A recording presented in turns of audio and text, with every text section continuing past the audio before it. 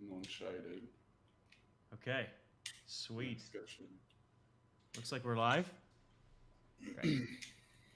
Cool. Awesome. So, well, great for thank you for everyone for that's been waiting for us to start. So, if you weren't able to see our session earlier today, we were talking to Team 7 with Michael Smith and Nick Gravely, and they are part of a challenge that we were running with a group of what we call Collab Pioneers. And so today we are joining Pioneer Team 4 that we put together, and essentially we put them together in teams to see what they could do together in Collab. And this was, of course, before we released Collab to everyone. And so, yeah, if you're wondering about that, Collab is now available to everyone out there. And so you just go ahead and activate it on Landing Pad, and you can invite anybody else that has a Landing Pad account and start working together in VR. So today we're joined by sorry, I almost said your name on the thing, Kyle Brand and Sterling Osment today, who are, I guess, both concept artists, right? Is that a good description? Yeah, yeah, I guess so. I'm a designer. You guys do a lot of stuff, design and create. I'm an Omni, so I VFX design, VR. Yeah, advertising. I sort of film. do concept art, illustration, somewhere in between the two. Awesome. Yeah. Well, it's great to have you guys be a part of this challenge, and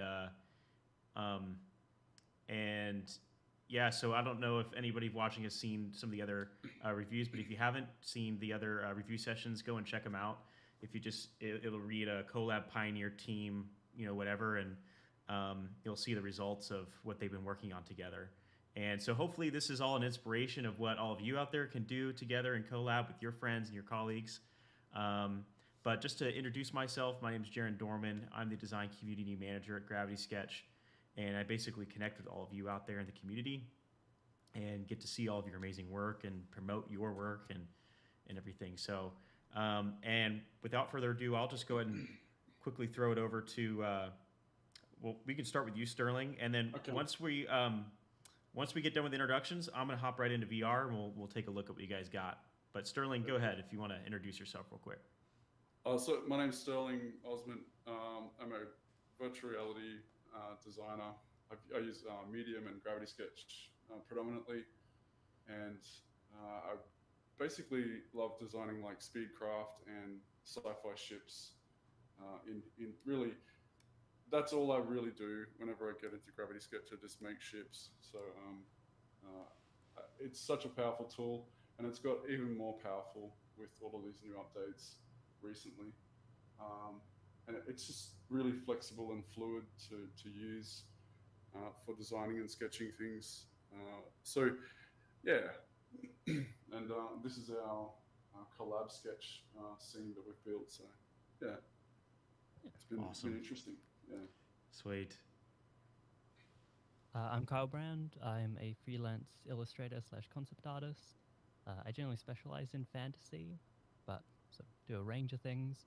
I've been using Gravity Sketch a bit more recently to incorporate 3D work into my 2D illustrations. It's just been like absolutely amazing to use it as a base for some of my illustrations. There's a lot of technical stuff with 3D, but having Gravity Sketch be so intuitive, it's just great to jump in, create what you want, chuck it over to 2D and do some paint overs. Awesome. Yeah. Well, yeah, you guys do you guys do amazing work. Anybody watching, please go check them out. I think it is Solus Gray on Instagram, right? Yeah. I go by Solus Gray online. Yeah. Mine's Sterling _Osment.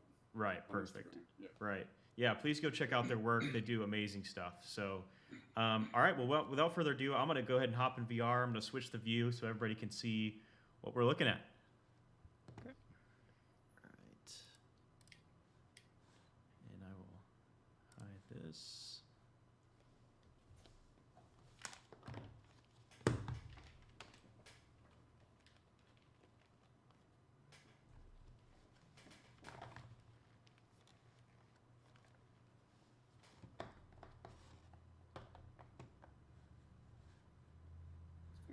Try and be the same size. Great. Okay. And also, before we start, I want to just say, anybody watching, if you have any questions, or you got any questions for Gravity Sketch, or you've got any for Sterling or for Kyle, please do just throw it in the chat, and I'll try and we'll try and get them answered for you. All right. So yeah, if you guys want to start, I'm here. Let me know where you kind of want me to be, I guess. Yeah. Well, we did have Max Betteridge with us through the time, and he left just towards the end. But his design is here, fourth in this section here. So it was really interesting. We came up with this style of a land yacht that was able to do, like cross interstate travel across really long highways. I mean, Australia has really big highways, and there's also that type of thing in America as well. But it's a vehicle that's basically a massive comfort vehicle, and this blue one here, the second one, was over here, Jaron. The blue one on this side. Just pinning a window here. Okay, there we go. Yeah. Sorry, go. Over here? All right. Yeah. So this blue one is kind of like the inception of the idea originally that I had, and we wanted to iterate from that. And there was different ideas that were being thrown back and forth about how and what its purpose and look would be, and just to sort of be bland about it. Basically, a yacht, which is like a normal yacht, watercraft, but retrofitted to a vehicle in so many ways. And this was one of those things. This is just a 3D print I pulled from Thingiverse and used its scale, because this is actually in scale. So this guy here is in scale, and the truck is in scale too. And then I wrapped everything around it and designed the upper deck and the mid deck and the upper deck and the kite.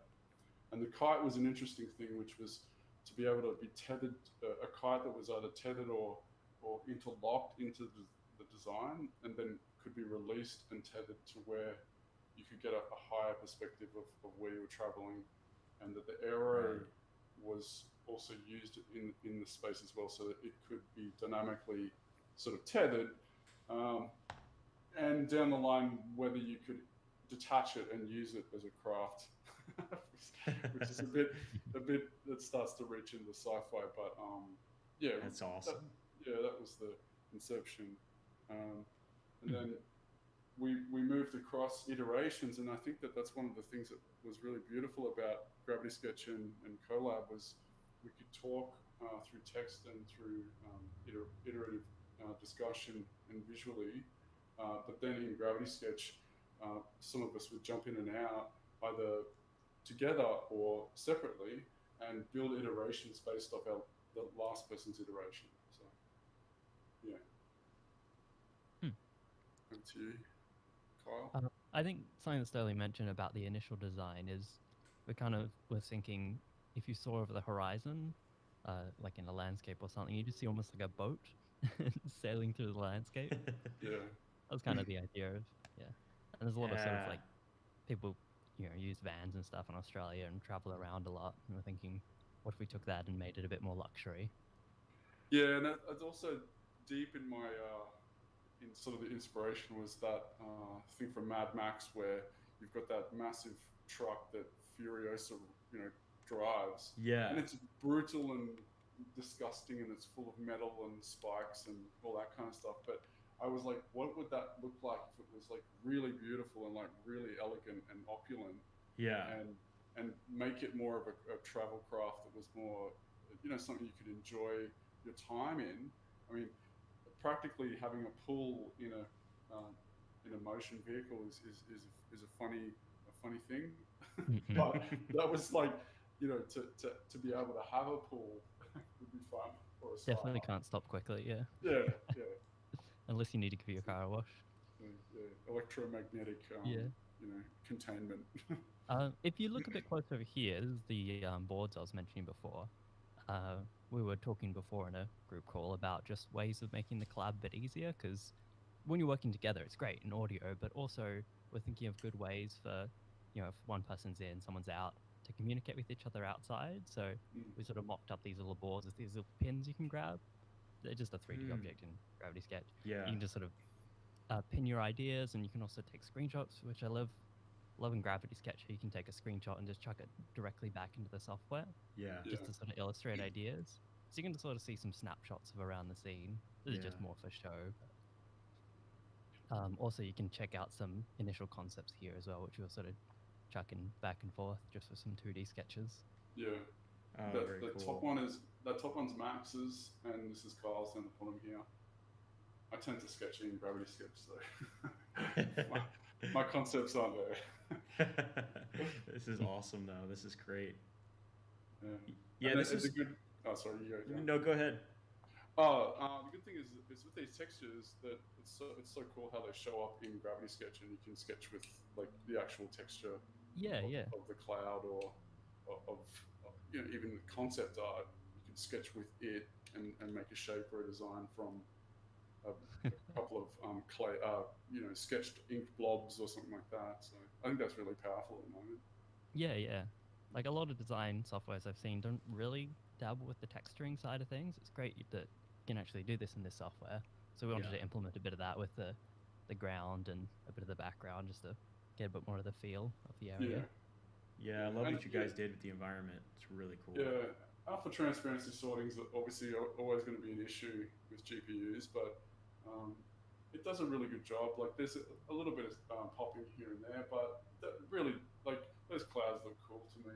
Like, yeah, I mean they look like they're actually up there. I mean, it's an effective. It's got that parallax shift because you guys obviously place them at different depths, which is really effective. We had one person. Oh, sorry. No, go ahead. We had one person on the ground and the other person arranging them, sort of seeing like. Oh, nice. Like a little bit to the left, a little bit to the right. That's great. That's cool. Yeah, we broke scale because originally I'm really scale picky. Like I will always fit to scale, and this blue version here is in scale to the size of the guy. Yeah. In meters, and then further on, I think Kyle didn't really realize that he was scale. Like he's like the one that sits in scale. And Max didn't really realize that as well, and then we sort of ended up like warping scale as we went through. But yeah, like the first one's more like a military panel design where it's just this is really quick sketching. Like this is basically using curves and then wrapping them. Basically, I'll just do a quick demo. So, using curves like that, and then just wrapping them really quickly with the rail tool, and not caring too much about how those pieces come together, and that's really what that was. It was basically sketching out a design really quickly, even with the ink tool. And making a shape, and then just grabbing the panel tool and just paneling really fast. So that's really cool. Yeah, super basically powerful. like 10 minutes. Sort of just a really quick way to fill out form. Yeah, and the thing is not get picky with like, oh, that doesn't fit or that doesn't sit properly. It's actually trying to find those happy, the cliche word, the happy accidents, and even with the kite on top, the same sort of thing. Ended up getting like intake cowling and things like that, which is quite fun. We talked about the second one, and then the third one was just basically me blocking out hard edges and grabbing more of a shielded look, which if these panels were filled in, you could see that this was more like a very futuristic, settled design, and kind of looks like a pod style electric vehicle. Yeah. And then Max iterated off that and added again these wings here. We have these wings that fold out, and what you were saying before would be great if we had the ability to animate transforms. We could sort of show the kite releasing up and down, or show show the way that the wings sort of fold out like that. So Yeah, yeah, absolutely. Especially for something like this, it's got moving elements, so many different parts to it. I think. I yeah, think we do want to implement something like that in Gravity Sketch. I think we're still sort of conceptualizing exactly what form that takes or what that actually looks like. But that's why yeah, conversations like this are really important. So yeah. And then this one here was more of a 50s design, which comes from like a combi vehicle, and but making it look more 50s, and that's where even the wings sort of started to sort of settle in, where yeah, these would fan out and look really cool, but then also the kite itself was more like a 50s look with like bubble windows and um, a that's massive awesome. That's awesome. long fin for the rear. I love the Uh, little like bubble windows and stuff. yeah, it'd be fun to be in that one. Mm. And this was yours, Kyle. Hey, yeah, so this Yeah. is Kyle's with, again, just iterating, and that's what the beauty of it is, I'll, Yeah, I just yeah. went a bit more into my comfort of a bit more sci-fi or fantasy. So just trying something a little bit more, with similar sort of design language. And we've got this, I sort of iterated on the kite to be a bit more like a drone. I was thinking, That's cool. like if the vehicle stops or something, then you may have some issues. So what happens if we chuck some fans, turn it into like a tricopter? That's Yeah. awesome. Yeah, I mean, so are these wings here? Is this like a sort of an air brake type of thing too, or? It was more for just an organic look for a shade. So Okay, generally, cool. some camper vans have Oh, those cool. sort of side panels that pull out once you Yeah. stop. This is Mm. just, you can check this out and get a bit of shade when you stopped. Right. Very cool. Yeah. Sort of has similar shape language to the drone then. But I think in turn it was all about like redefining the motorhome in so many ways, which was like, how could we travel interstate, and then that redefinition of it, that was somehow grounded, but also quite sci-fi at the same time. And this Wow, is look at this. some really beautiful work here. This is Kyle, really he cool. went to town, I think out of frustration. I'm kidding. What? No, I'm joking. Like, let's get something down on paper. Hmm. Yeah. No, Wow. this was a heap of fun. I used a bit of sub-D, which I love in the software. There's not like all the tools of some softwares like Blender or something, but the fact that you're actually in 3D and you can just move things to where you want just negates a lot of the need for those tools, which I Mm. absolutely love. You can just put things where you want to put them, and that's as simple as that. Yeah. But yeah, this is just a little layout, bit of sub-D stuff, and a bit of things Sterling showed me as well with shapes. Yeah. And I did it like inside the cabin in front here. I posed up this lady here. She's on her iPad or her tablet, whatever, cross-legged with the seat, rotated, and this guy's driving, and there's extra seats. So I think that's really cool, and Yeah.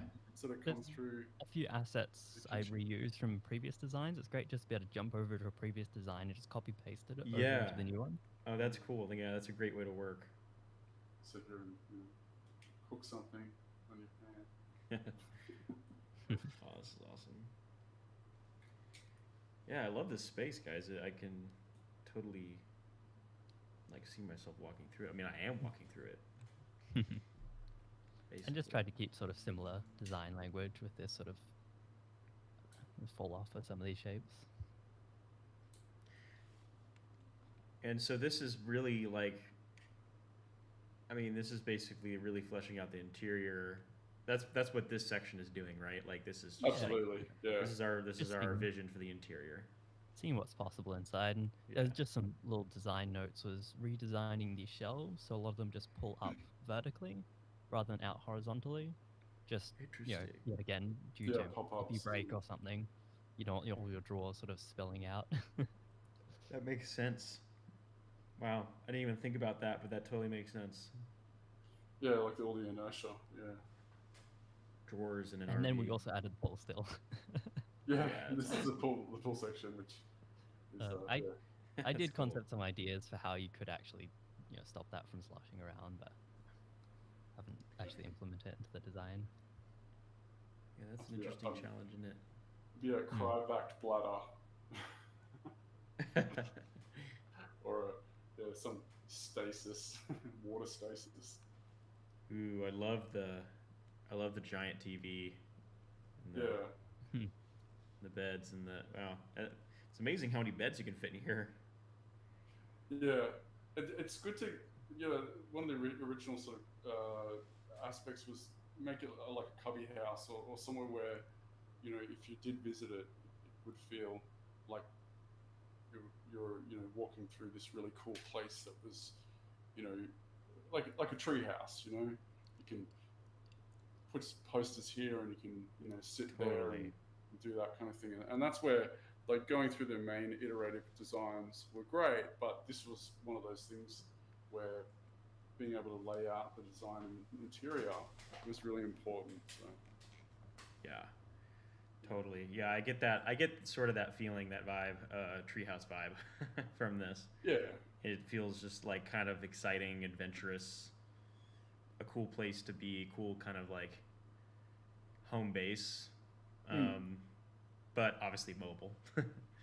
Yeah. Unlike a treehouse. Yeah. That's super cool.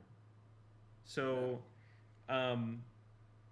so I think so what's interesting is some of the teams were pretty far apart. I think you guys are both based in Australia. Yeah. Did you have any other challenges, like as far as getting to work together, scheduling things? You guys are both, pretty busy and have actual jobs, and do things. So it's just like, and that's something we knew that would happen with this Collab Pioneer Challenge, is that we knew that maybe not all the teams would be able to work together just because of the sheer fact that we're kind of picking from a pool of people that are quite busy, and so it was just really amazing that we got anything at all, we were just pleased to see anything. So it's just really wonderful. I think that what is in this scene here now is a result of that time management and collaboration aspect, which is, again, if a close colleague, you could really, really quickly collab, on time, and you guys could be ready, and you could just like work in here like it's a construction site. Someone does the floors and the walls, someone does all the other designs and things like that. Like an electrician does the wiring, the roofer, the carpenter does the roof, etc., etc. If it was that organized, and that's what I think is really powerful with it. If down the track that there's a set group of people that build something quite extensively, out of control, it's going to look amazing. A lot like Scott and Min's team, that was really well connected. But this style of us sort of dropping in and finding when we're all available to build together, it was tricky, but in some ways the result is what you see is someone coming in and doing an iteration when someone's not there, or coming in at the same time and iterating together.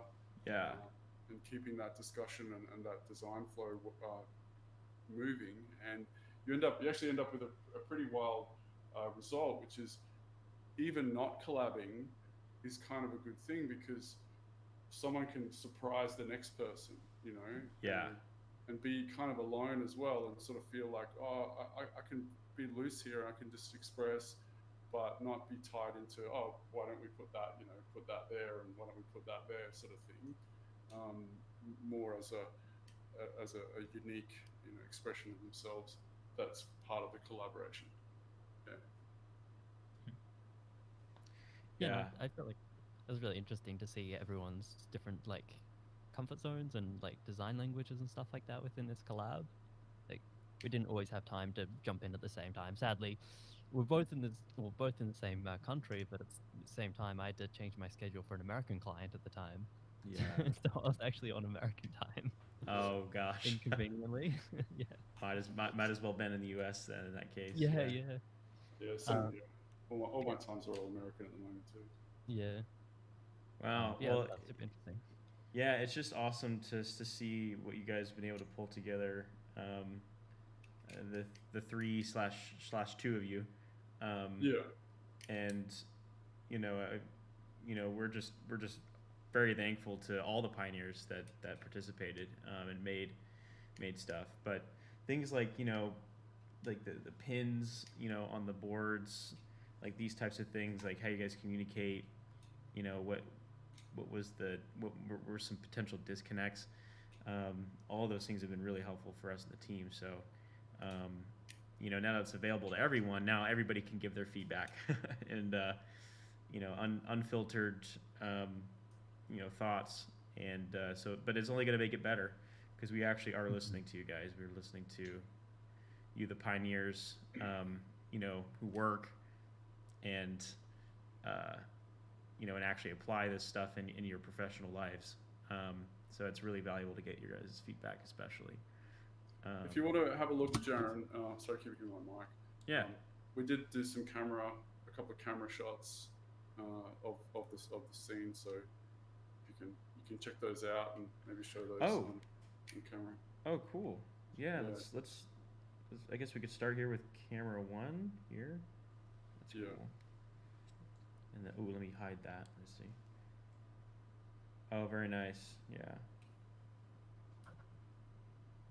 Oh, cool. Yeah, a little top view. Yeah.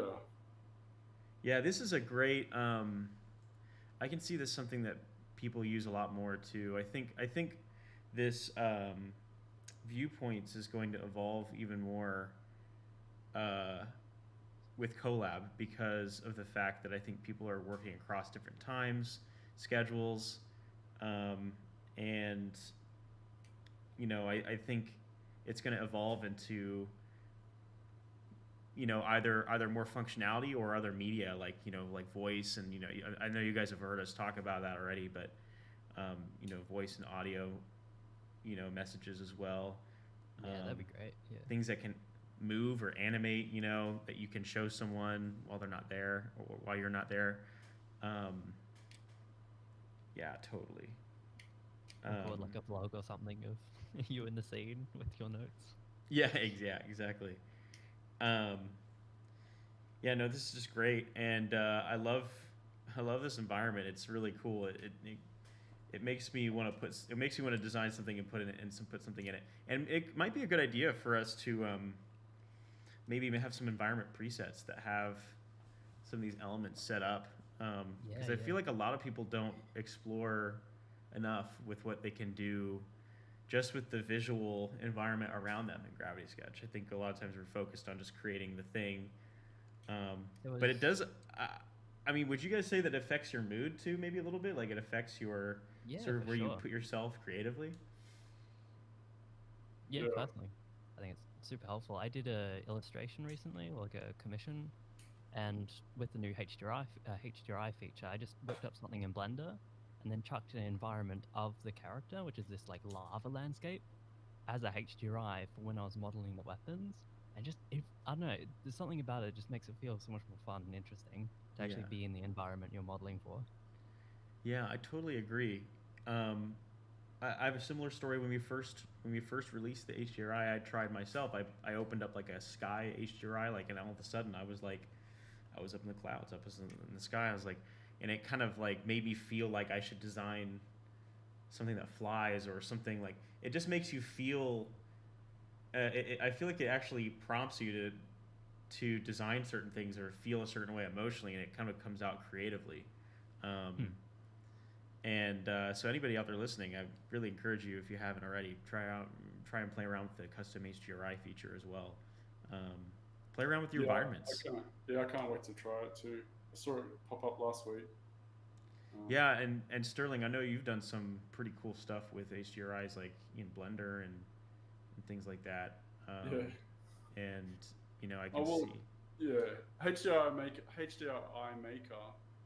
in Blender is really powerful, and that's an add-on, but it gives you a ground plane and like a spherical like egg shape around the scene, so you can build really nice HDRI scenes with it, and it's all connected to what was it? It was HDRI Haven, and now it's called Polyhaven or Polyhaven or something like that. Haven. Yeah. Yeah, they changed their thing to Poly something. Yeah. Well, I want to ask you guys: are there any things that you like? You know, what's your vision for Collab? Like, what would be your, if you were to give like your ideal vision of Collab and like where you could see it, and like, I don't know, maybe let's just say, in a year, where can you see Collab functionality wise, community wise? Like, what would you think would be cool? What would be things that you'd like to see? Well, I think the like I was saying before, like the organizational part of it is if you were to really plan out a design from start to finish, but have how many people can you fit into Collab at the moment?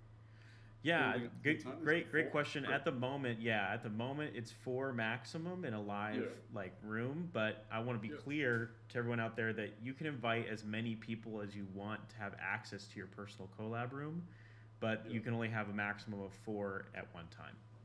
Yeah. So basically, if you had 4, I mean, 4 is pretty strong. 4 is a good number for building.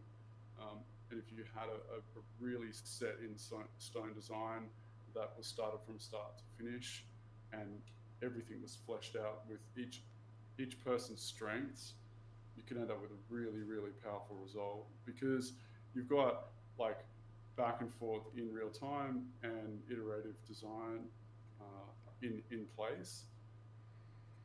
I think that with an AR sense, that could be really powerful too, because you could actually build a craft in situ, like actually be in a garage and say, I want to change this car like this, and mark up on top of another vehicle, like a real vehicle. Yeah, I think that would be quite powerful. If there was, I did a test at least a year ago, where I went around I've got a Ford Fiesta ST, and I went around my car with the Gravity Sketch controller, and I basically used my knuckle to scan the panel, like as I dragged that's really interesting. Knuckle along the panel. I was neat. able to capture the shape and design of a vehicle.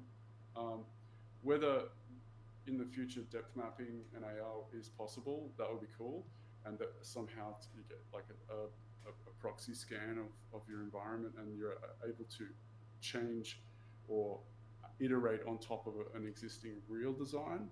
That's really interesting, because I know that something like spoilers, if you were trying to build a new spoiler, you need to get a scan of the spoiler and then extend it like that. But I know that there's a possibility to use Gravity Sketch to actually capture the real world arcs and body panels and then extend it to that. Yeah.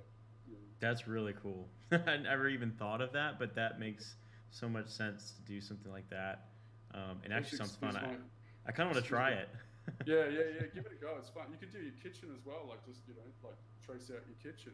Yeah. You just put your controller just next to the edge, and even with like I can't show you because my controllers are bugged out right now. I think from using the camera views, I'm all like odd. I can't move properly.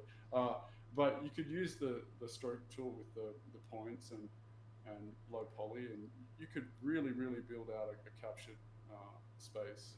So how accurate do you think you were able to get when you were doing your car, when you were tracing Oh, really accurate. Yeah. But I was about a centimeter or half a centimeter away, because my knuckle from the point was, like the controllers at the front of the controller. So if you were able to maybe change the position of the control point, like where you sketch from, that it was right in front of your knuckle, if that's what you wanted to do. Yeah. Or that there was something that you could attach to your controller. I don't know. Yeah. Usually third-party attachments don't usually work, because it limits the amount of people that can use them. you're able to change the position of the control point, you could essentially capture really accurately. Yeah, and you've got a measure tool now too, so even if you were just playing around, you could then check it with the measure tool and say, oh, that is 2.5 meters, or that's 2.6, and find that the accuracy of the measurements is working. So Yeah, that's really cool. Yeah, great idea. I'm probably gonna try that, to be honest. I think that sounds pretty fun. The fun part was the interior, like getting inside the car, so doing the outside and then getting inside the car and then tracing around the steering wheel and tracing the dash and even the seats as well. And I think that I was doing that in Quest 1 with Gravity Sketch. So yeah, I don't see any problem. I think it'd be actually quite easier now to do it. Yeah. You just sneak up on a McLaren and then just start sketching it in public. Yeah, look a little crazy. It's like, goes, get off my car, and you're like, I'm sketching it. Wait a second, give me a minute. That's awesome. I need your car. That's hilarious. Yeah, no, that's a great idea. I mean, yeah, I think workflows like that and pass through and all these things, I think will make this even more usable and I think what a great way to connect the real world with the digital and the virtual. And it's like I think it fits within the Gravity Sketch philosophy too, which is just like tying body movements and sort of intuitive tools with your hands and arms to use use the interface, use the tools, and so I think it's all on the vein of connecting all those things together with the real world, the virtual world. If anybody, let's see. Somebody has a question. With HDR images, is there a way to get the perspective closer to the ground? I don't know if you guys have an answer for that at all. Well, inherently, HDRs are going to have an issue with ground. Well, that's why you use a projection of the ground onto a ground plane. So when I say that I use a tool like HDR and Maker in Blender, that it creates this bubble around the scene and then projects the ground onto a ground plane. So that usually with a HDR, you feel like you're floating above this warped ground. So I think that's inherently difficult. Yeah. Because a HDR is actually projecting a spherical rectangular map around you, and if you were to bring the ground closer to you, then you're kind of warping the state of the HDR. Yeah. Other than projecting it onto a plane. Sorry. Yeah. That's pretty much what I did. Kind of like if you look down here, how we've got the image with a gradient on the edge. I literally just chucked the HDR in and then chucked this down, something like this with a texture. Just the edges sort of fade, and I mean it doesn't line up perfectly, but it's definitely good enough. Yeah. To get a bit of a sense of ground. I'll probably report this bug to you, Jaron, that because I've used the camera viewpoints, I'm basically disabled to. I can move a little bit, but I'm really dulled out. I think that the camera viewpoint has remembered one of my positions, but not given me control. So you're saying that you can't move very easily? Well, no, not at all. It's like I'm stuck, like I'm a rubber band. Oh, that's weird. Like I'm like jelly. I'm still able to move pretty freely. I wonder what's going on. I might leave quickly and then just pop back in, okay? Yeah, sure, go ahead. Yeah. So I'm starting to get a bit more annoyed with it. Luckily, haven't had that issue yet. Yeah, worth a note, just in case.